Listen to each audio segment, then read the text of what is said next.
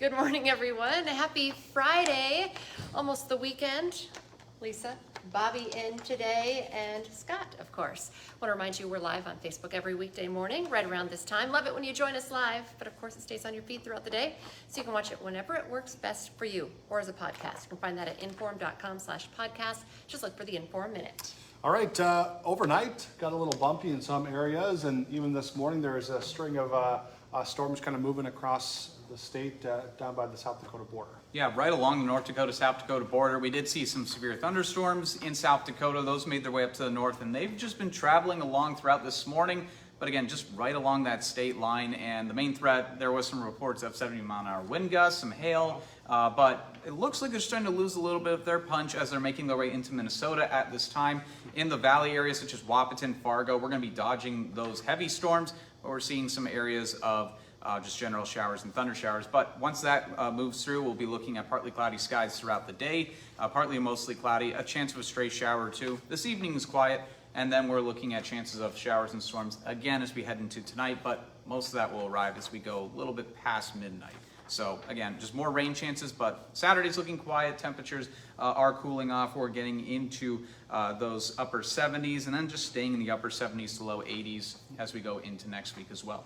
Okay, kind of just off and on storm chances in the 10-day forecast? There is one drier stretch. That's from Monday to Thursday, and then another chance of storms on Friday. But then next weekend, despite the sunshine, it's going to be a bit cooler. Temperatures getting down into the low 70s. It's not the arrival of fall, but it is a little bit of some cooler weather as we go into next weekend. All right, well, school's kind of going to be starting up for different students and stuff, so a little bit cooler weather as they go back in those days. But we still have a couple more weeks of summer. So. Okay, sounds good. It's not over yet. Absolutely. Thank you, Robert. Thanks, Robert. A Hennepin County grand jury has indicted the man accused of shooting and killing a Minnesota state lawmaker and her husband with first-degree murder charges. 58-year-old Vance Belter is facing 8 charges, actually, for killing Melissa and Mark Hortman and for shooting Senator John Hoffman and his wife. Belter isn't expected to go on trial for the new state charges until his criminal case in federal court is finished. An Oaks woman will spend 12 years in prison for killing a Ransom County man in a crash.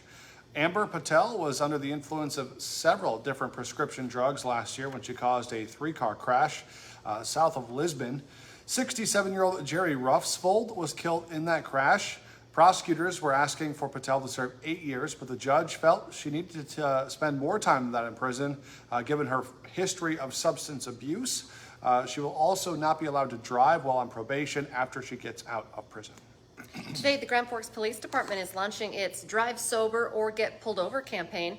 There will be extra officers on duty specifically looking for impaired drivers. The campaign will run through September 1st. The Grand Forks Airport is one step closer to adding daily flights to Denver. Mayor Brandon Bochensky said that a meeting this week with United Airlines went well.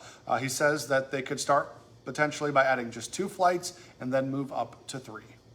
2 weeks in, and the North Dakota Highway Patrol says troopers and drivers are adjusting to the 80-mile-per-hour speed limit on interstates. Troopers say they've actually seen a drop from 2,000 speeding citations in the first 2 weeks of August of last year to 1,500 in the first 2 weeks of August of this year. That's a 25% drop. The Becker County Sheriff's Office says about 25 people were arrested and dozens more were cited at WeFest this year. The Sheriff's Office released its stats from the annual Country Music Festival this week. From Wednesday, August 6th to Sunday, August 10th, the Sheriff's Office says they gave out almost 180 citations. Most of those were for minors consuming alcohol and for fake IDs. Over the 5 days, 51 people were booked into the county jail, with about half of those coming directly from the festival grounds. How about some baseball and fireworks? It's Fan Appreciation Night at Newman Outdoor Field. The Red Hawks take on the Railroaders. If you're one of the first 4,000 fans into the stadium, you're going to get a free $25 gift card from Les Schwab Tire Center.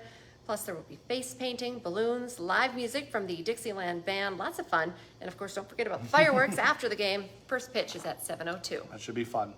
Fans of the Twins have let those who own it hear their displeasure. Corey Probus is going to be joining Dom on Hot Mic at 9:30 this morning to discuss what's next for the team.